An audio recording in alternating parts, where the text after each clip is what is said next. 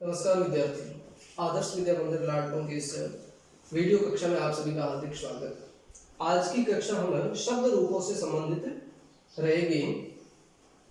अपने एक तो शब्द है इकारांत पुल्लिंग कवि शब्द। इकारांत का मतलब है जब हम कवि शब्द लिखेंगे तो क धन ए धन व धन ई, सबसे लास्ट में क्या आ रहा है ई, अंत का अंत होता है लास्ट, तो ये सबसे लास्ट में या सबसे अंत में क्या आ रहा है ई आ रहा है, इसलिए इसको कहेंगे इकारांत। इकार मतलब ई और अंत जिसके जिसके अंत में है, तो इकारांत पुल्लिंग कवि शब्द।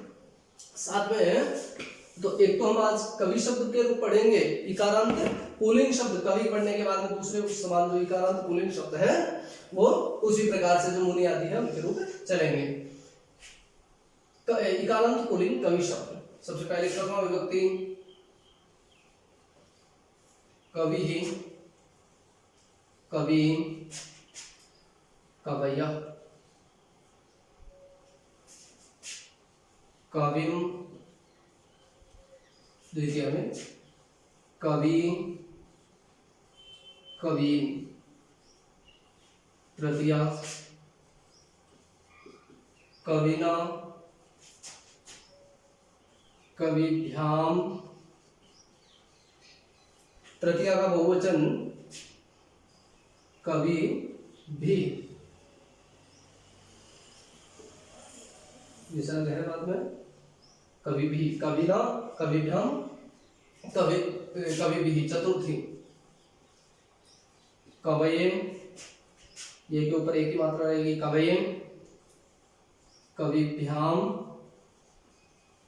तृतीया चतुर्थी पंचमी का द्विवचन एक जैसा ही रहेगा कवये, कविभ्याम, कविभ्यः, इसमें विसर्ग रहेगा। पंचमी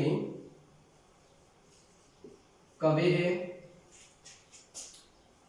कविभ्याम, क्योंकि इन तीनों का द्विवचन एक जैसा ही रहेगा, तो कवेः, कविभ्याम, कविभ्यः, इन दोनों का बहुवचन एक जैसा रहेगा। षष्ठी वापिस कवि है, पंचमी षष्ठी एक जैसी रहेगी, कवि है एक वचन, कवि है, पंचमी षष्ठी कवि है,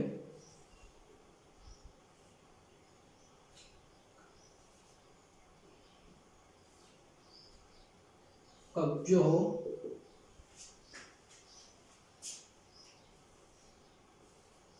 कवि नाम,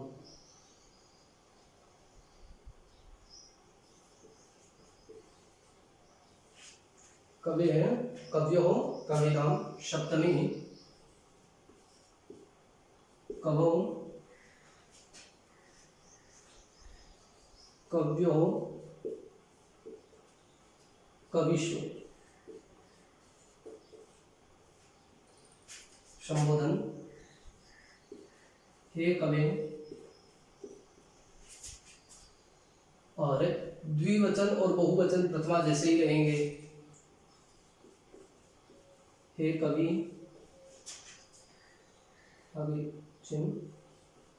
हे कवय्या,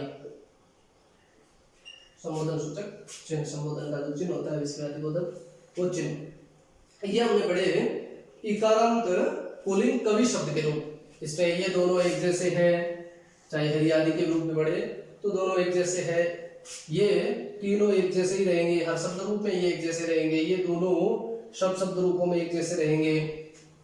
ये इकारांत पुल्लिंग कवि शब्द। इसी प्रकार से इकारांत पुल्लिंग जो दूसरे शब्द लिखे जाते हैं, जैसे हरि शब्द के रूप लिखने हो, अच्छा उसके बाद में भानु शब्द के रूप लिखने हो, इस प्रकार के जो शब्द हैं जो इकारांत पुल्लिंग, क्योंकि हरि में भी लास्ट में ये आ रहा है, भानु नहीं, भानु उकारांत है, हरि है, ऋषि है,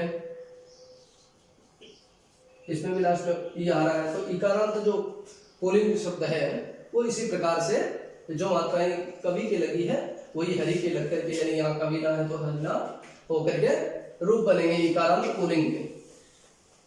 अब हम इकारांत पुल्लिंग शब्दों से ही उकारांत पुल्लिंग शब्द कैसे बनाए जाते हैं, हमें एक ही ये शब्द रूप याद करने के लिए इकारांत पुल्लिंग हमने याद कर लिए, तो उकारांत पुल्लिंग शब्द रूप हमें याद करने की आवश्यकता नहीं है, वो उनसे बनाना सीखना है।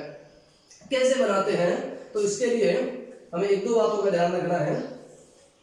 एक तो जहां पर भी हमें पता है ई का ये बनता है, यण संधि के नियम से ई का ये बनता है, तो जब हम उकारांत पढ़ेंगे तो ऊ का क्या बनाना है, व। एक तो जहां पर भी यहां पर ये बना हुआ है, जैसे ये रहा, ये रहा, इस प्रकार से ये रहा, ये जो भी ये बने हुए ये का तो क्या बनाना है, व बनाना है। और एक बात और जहां पर भी, क्योंकि गुण संधि में ई का ए बनता है, तो जहां पर भी इकारांत के अंदर ए बना हुआ है, वहां पर हमें उकारांत में क्या बनाना है, ओ, क्योंकि ऊ का गुण संधि में क्या बनता है, ओ। ये दो बदलाव करते ही हमें कभी शब्द इकारांत या इकारांत किसी भी शब्द से हम उकारांत पुल्लिंग शब्द बनाना सीख जाएंगे। उकारांत पुल्लिंग शब्द है, जैसे आज हम भानु शब्द के रूप में पढ़ते हैं, उकारांत पुल्लिंग। एक वचनम,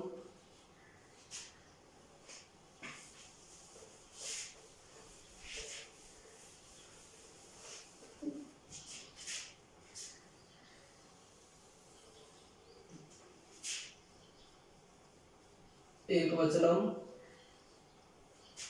द्विवचनम और बहुवचनम।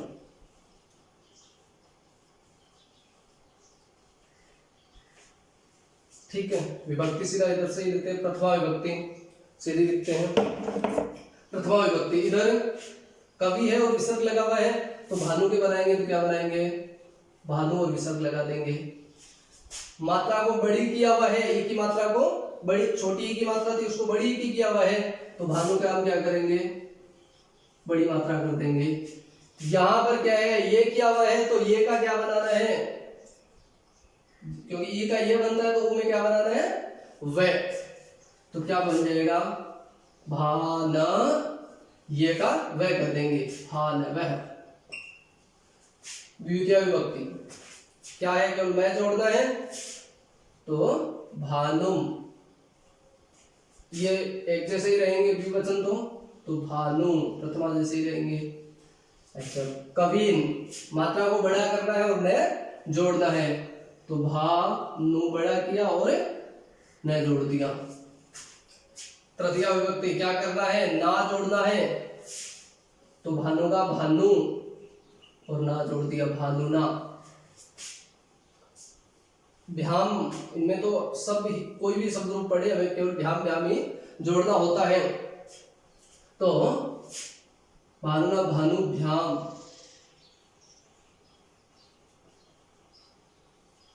बहुवचन में क्या, भी, भानु भी। चतुर्थी, चतुर्थी में क्या है, ये है, ये का क्या बनाना है, वह, मात्रा एक ही लगी हुई है, तो क्या बन जाएगा, भान वे। यहां ध्यान रखना है, यहाँ एक का ओ नहीं बनाना है, जो हमने यहाँ पढ़ा है कि एक ही मात्रा का ओ बनाना, वो यहां नहीं बनाना है, भानवे। उसके बाद में द्विवचन,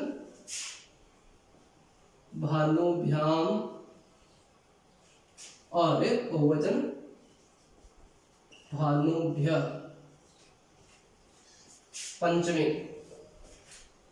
पंचमी में कवे है, तो ये क्या है, वह है, ये तो भानु का तो भानु रहेगा, ए का क्या हो जाएगा, ए का क्या करना है, ओम।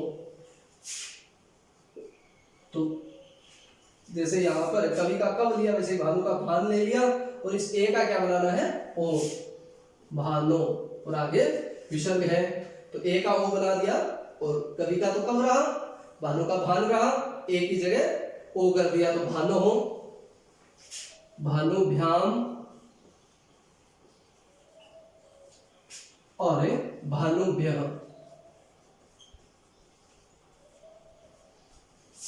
षष्ठी, षष्ठी में क्या है, वैसे ही है, एक की मात्रा जोड़नी है, तो वापिस वही, ये एक ही मात्रा है इस पे, तो ए का ओ बना देंगे, तो भानो। अच्छा यहाँ पर ये वह तो इसका है कवि का, तो भानु का तो हम भा आधा ने ले लेंगे। यहाँ पर जो ये है उसका हम वह बना देंगे, तो क्या बन जाएगा, भानवो। यहाँ पर जो ये है उसका वह बना देंगे, तो क्या बन जाएगा, भानवो। और बहुवचन है, क्या बन जाएगा, भानु नाम। यहाँ आपने जो लिखा था वो कवि नाम, तो वही वह जोड़ना है। यहाँ मात्रा बड़ी की हुई है तो हमें मात्रा बड़ी कर देनी है, भानु नाम। आगे सप्तमी विभक्ति क्या है, वह के ओ की मात्रा है, तो सॉरी कवि का जो कव है उसके ओ की मात्रा है, तो भानु का भान ले लेंगे, भान, और ये औ की मात्रा भानव, भानुओं। और भानु शु, कवि सु है यहाँ पर, क्या ले लेंगे, भानुषु। ये सप्तमी। आगे संबोधन, संबोधन, संबोधन में क्या है, ए है, ए का ओ कर देंगे, तो हे भानो, क्योंकि इकारांत कवि शब्द में क्या है, एक ही मात्रा है, तो एक ही मात्रा को क्या करना है, ओ की मात्रा में बदल देना है, तो भानो। और संबोधन का जो द्विवचन और बहुवचन है वो सदैव प्रथमा विभक्ति जैसा ही होता है, भानु और भानव। हे भानु, हे भानव।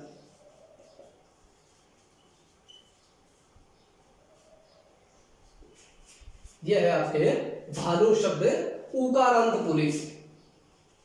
क्या है, उकारांत पुल्लिंग।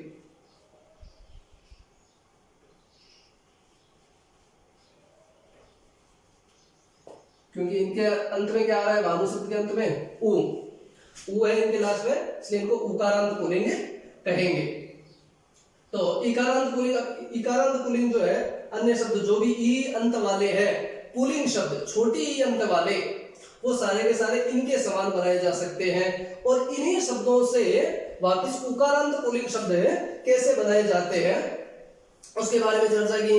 भानु शब्द है, इसी प्रकार से मान लो कि उकारांत दूसरे कोई विष्णु शब्द हो, मान लो, या मान लो गुरु शब्द हो,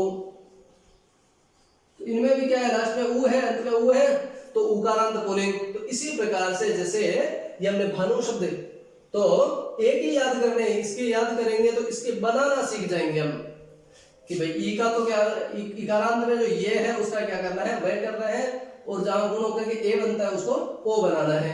और हमने उसी आधार पर ये सारे शब्द बनाए हैं। अस्तु, आपको ये शब्द रूप बनाने आए होंगे, आगे भी शब्द रूपों का अभ्यास करना है, क्योंकि शब्द रूप सबसे महत्वपूर्ण होते हैं हमें संस्कृत में वाक्य रचना के लिए, वाक्य सीखने के लिए, इसलिए इनको अच्छी प्रकार से याद करना है। हरिओम।